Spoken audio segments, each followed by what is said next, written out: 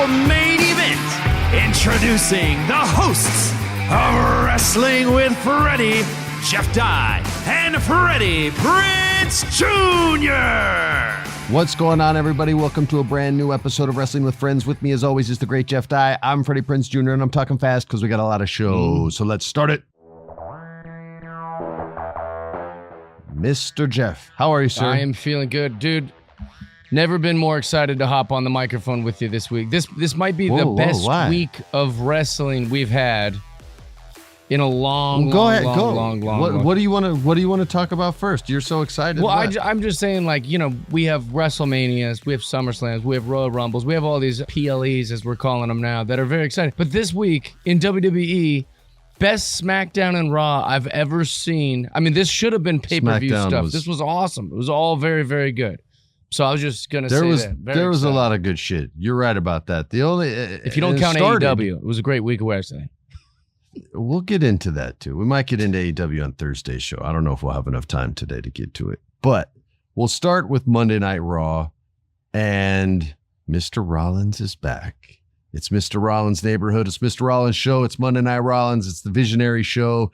And he was dressed like a bad guy from Indiana Jones. Let me tell you, this guy, Seth Rollins' closet is funded by Disney, I think. This guy's got what a crazy closet he has. How big is this? How big is the Rollins closet? Is it bigger than the Lynch closet? It's a prop closet, they have separate closets. I think.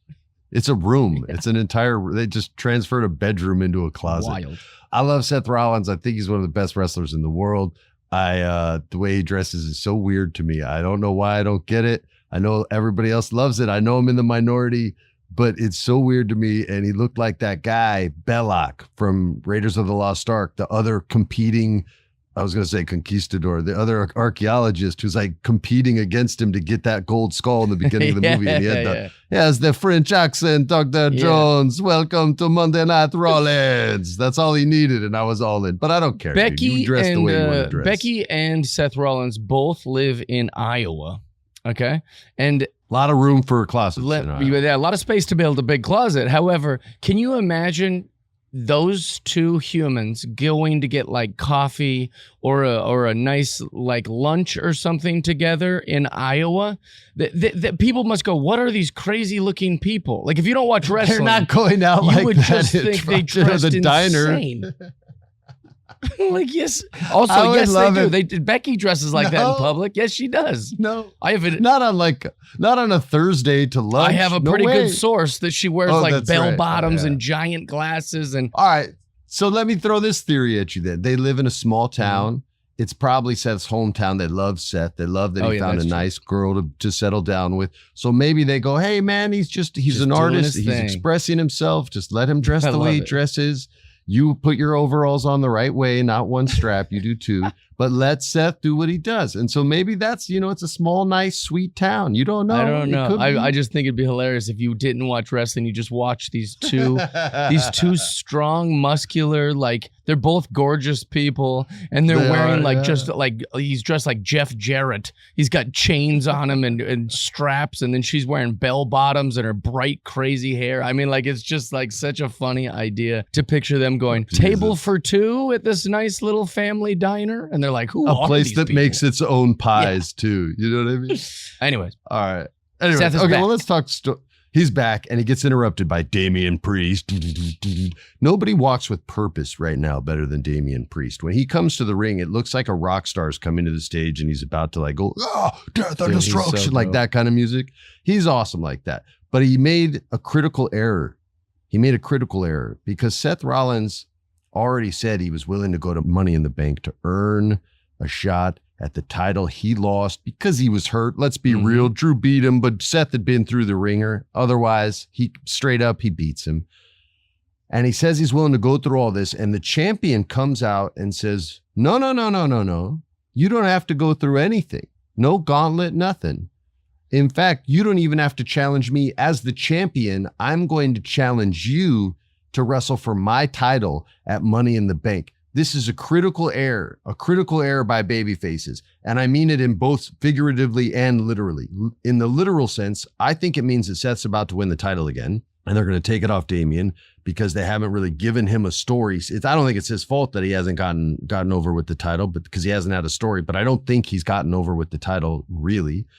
And I think this is the way that you get it off him. I'll say this. They've done this before. They did it with Christian just Christian back then when he won the title off Alberto Del Rio, and then Randy Orton talks him into the very next day.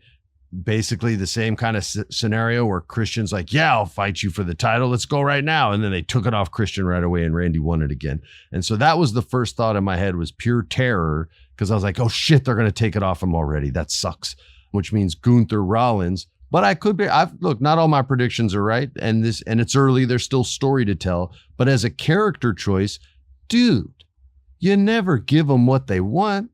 You make him work for it. You run him through the gauntlet. You put him through hell and back. And if he's still standing at the end, he can have a shot. And then your friends are going to F him over anyway. That's how you pull that off. But they did it this way. And it makes me worry about the Damien Priest character potentially losing the title. Although I think both these guys are studs. I don't care who the champ is, as long as the match kicks ass. What did you think of it? I agree with what you're saying. Like, it seems a little too easy. Also, does this seem like a quick return by Seth? This was like Bro, he's a stud. What do you mean? That's why I'm shocked. I'm like shocked how fast Studs heal fast. Yeah. I heal slowly. I'm still hurt because I'm not a stud, bro. Well, but I was like, when he came back, I was all excited. I popped the way everyone else did that he returned, but I was also like, wait a minute, is time just fly or something? But I feel like he just left. But anyways, I was glad that it returned. I will be shocked if they take the belt off of Damien. I think instead they should just build a story for him instead of saying, no, we haven't made it. Like I think they should just build a story like better. The only thing that's hard to do with that is because the next story has to be Gunther, because Gunther has the guaranteed title shot at SummerSlam. So that's why I feel like he's going to lose it. And then it's going to be Seth and Gunther. One of these easy come, easy goes for Damien Priest's title run. And then they'll give him another shot, in a couple years or a few months, whatever, however it works out. He should be in that discussion as in the championship circle, right? There's only a small group of guys that are, I think, year round in the circle where you can put the belt on him. And I think he's one of them. But when I see it written out that way, and the champion is the babyface champion in this case, I guess they're both badass heel faces. So that doesn't apply. Never mind. That doesn't apply because neither one's a babyface or a heel. You love both guys because they're kind of dicks. So that one doesn't apply. But anyway, I think with the Gunther thing coming, maybe it goes to Rollins. I hope I'm wrong, man. I'd like to see Priest hold it a little while longer. I like Priest a lot. Although I will say this, and I think we both agree, when it is time for SummerSlam, Gunther should wait and be that champ for a long time. Well, I don't know. Dissension in the race. Yeah, I don't know. Okay, all right.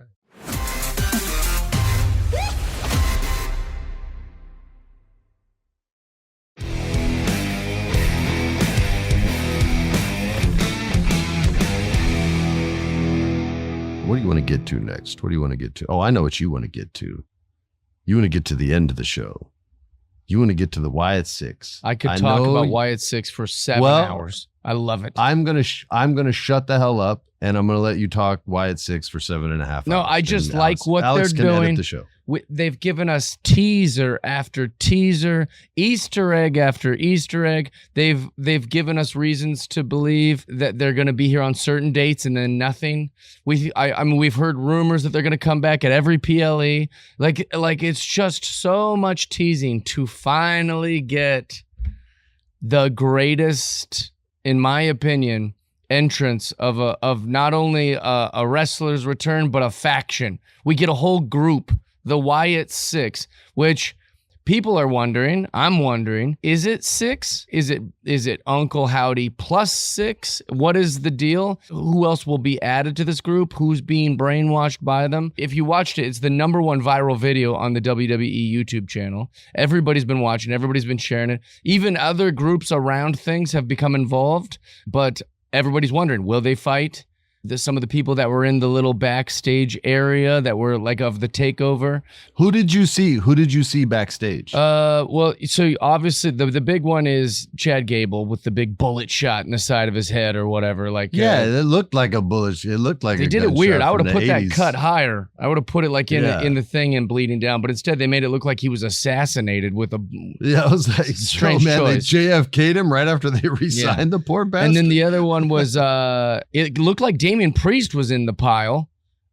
I didn't see that. It looked like that, but some said it bodies. might be Carmelo Hayes. Some said it might be, I'm trying to think who else. The other I heard Braun Strowman maybe was beat up back there. Braun but I Strowman didn't claims see he him wasn't either. in the building. Braun Strowman said, "Oh, good thing I got out of there." But I think Braun Strowman okay. might also join this Oh, you group think because he- of his ties to Bray Wyatt. Yeah. I also think we see Alexa Bliss in this 6 eventually, or part of it, or somehow. Obviously, she's incorporated. Sure, She's she such was a big part of. deeply connected. Yeah. Gosh, what else was I gonna say? There was other guys in that pile. I'm trying to remember who was, and some people claim that that's not true. That the people that are being identified in that pile of people aren't the people that people are thinking they are. So that's another thing.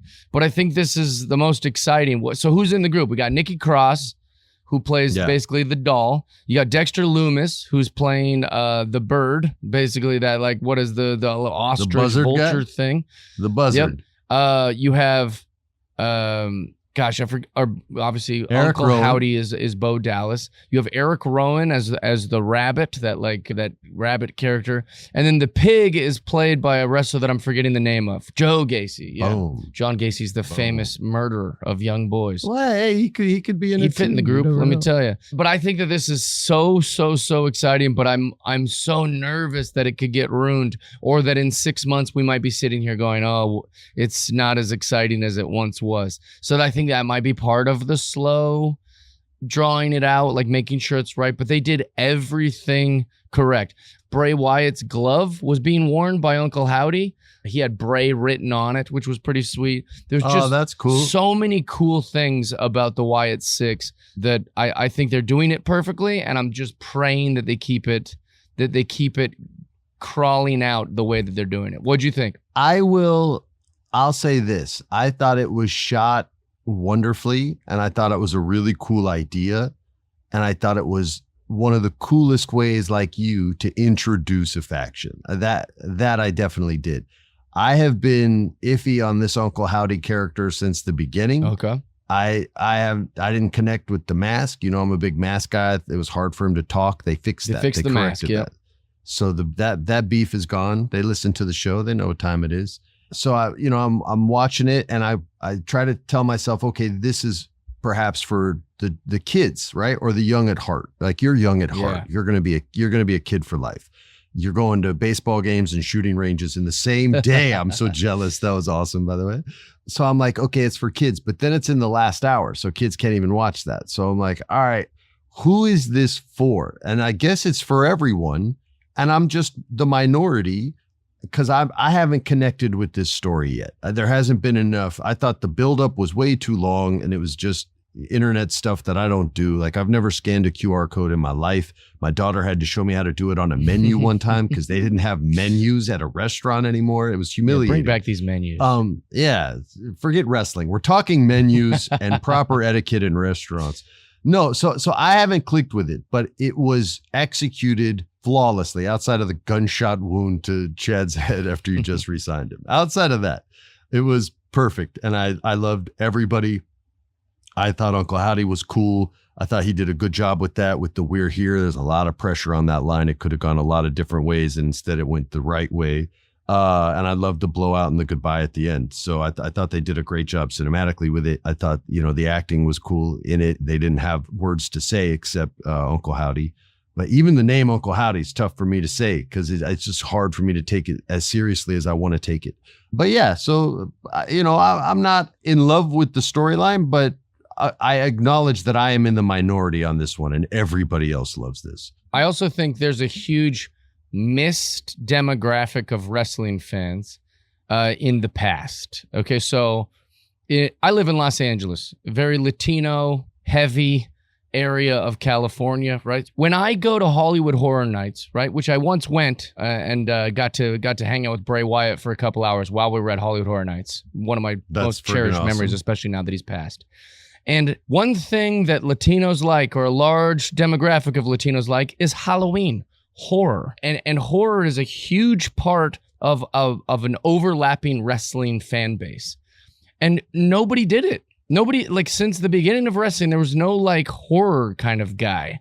And Bray Wyatt was one of the first ones. And I remember walking around with him at Hollywood Horror Nights going, man, he fits in here so perfect. There were so many wrestling fans at that because so many wrestling fans like horror things. And he was That's dead on. He was the horror wrestler. You got a bunch of horror fans, you got a bunch of wrestling fans, and it's like this perfect trifecta that all loved Bray Wyatt. Anyways, all that rambling aside, I think that them leaning into this perfectly suits dudes like me and people like I got to meet those 2 hours at Hollywood Horror Nights who just love scary movies, and we love the paranormal, and we love kind of like this thing. I think Matt Blood Hardy and guts. Matt Hardy tried to do it a little bit with like his. Well, Undertaker was that in the 80s, and Undertaker. then he got cool later though, and was the American Badass, and then their horror was gone. But Bray's the first since Taker's debut. Yeah, and I think that like with Bray passing, like this is a great way to go. What would be the vision? And then that makes them really take it serious. It makes wrestling, it makes the writers and all the people in the WWE go, man, we can't just kind of half-ass this and see if it sticks to the wall, because this is a person we all love who's passed away. So it forces them to put the time into it, the effort into it, and the commitment to it. Makes it serious because we've got a wrestler that literally everyone was obsessed with. So I just think it's awesome. And I think maybe, like you said, it just plays to all my specific interests.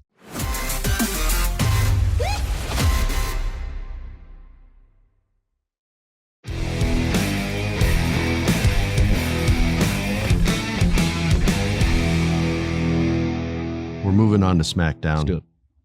And this was an awesome episode, so Jeff. Good. The show, we're in Chicago. They started hot with CM Punk. We heard the music kick in. He came in. He didn't give us a magical promo. He gave us the typical Punk promo, which is like a 9, 8, or a 9, right? He has earth-shattering ones that have been 10s before, but even his like I'm phoning it in is an 8 or a 9. Like that's how sick he is on the microphone. And he's not going to phone it in at home, but this wasn't so much about what he had to say. This was more about what he had to do. And he's interrupted by the only person who could probably get away with it and not get beat the hell up is Paul Heyman, who he has a big history with here. And Paul comes into the ring and he's been terrified lately. He looks like he's like in an abusive relationship and he's like shattered and about to crack or call the cops every minute of his life. But he comes in the ring and with a very shaky breath and shaky voice, he gets a big hug. And it goes on a long time, this hug. But he needs a big, long hug.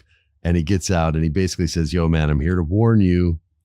If you don't get out of here, Solo Sikoa and these crazy Tongan motherfuckers are going to come out here and whip your ass in your hometown.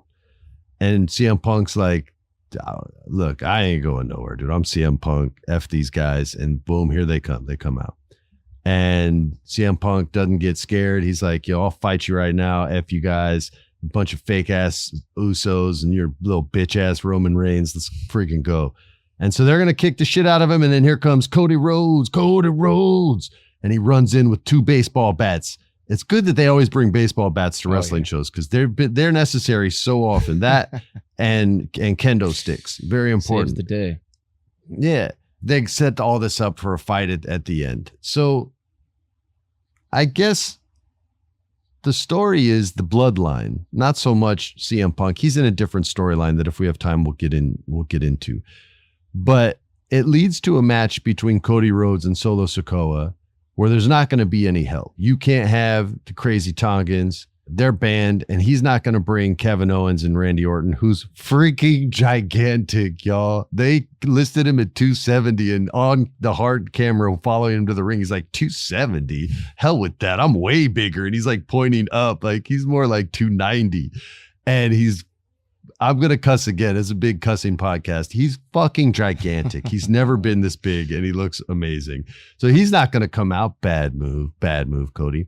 And Kevin Owens, the toughest Canadian ever, outside of like, maybe the Mountie. He was pretty tough. Cowardly, but tough. Deep cut. He's not going to come out. So they have this match and Solo's getting the beat down.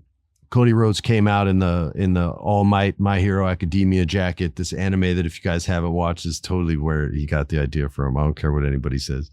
They have the fight. Cody's beating him down and all of a sudden this freaking gigantic Samoan dude, and I don't mean like fat. I mean big, like thick. Like Jim Tomey thick. Yeah. He jumps into, you know what I mean? Yeah, like but looks like a Tomey, tree. you're speaking my language. There we go. He comes in the ring and he kicks the shit out of Cody Rhodes, does a fucking frog splash off and he's huge and does a frog splash onto an announce table and beats the hell out of everybody. He's the man. He's the tough guy. Jeff, I know a lot of people are comparing the Bloodline to the NWO, but I don't think it's like that at all because the NWO was bringing in guys that were already on the roster that needed a rub.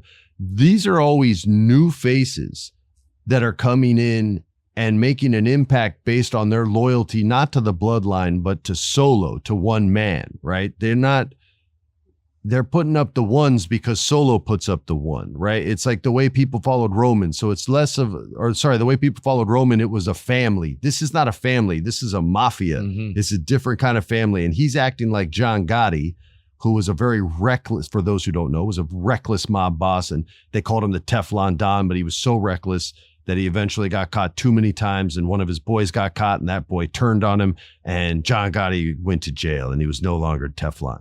This can happen to Solo too, because he is a reckless guy. And when Roman does come back, it's like the old mob boss coming back, like getting out of jail and going, what the fuck did you do to the family? What kind of business are we doing here? You broke all these rules. And then the young mob boss is like, hey man, this is the way that things go. And I'm the one that kept us afloat. And then they get this great mob war, this turf war, which I think is where they're going. And that'll be a great storyline. But how did you feel seeing all this breakdown? And are you still into the Bloodline story the way I am? Or okay, cool. I think it's better than ever. And also I like this. So I also think it's different than the NWO because the NWO started as this dope ass bad guy, three guys, Razor Ramon, Kevin Nash, and then Hulk Hogan.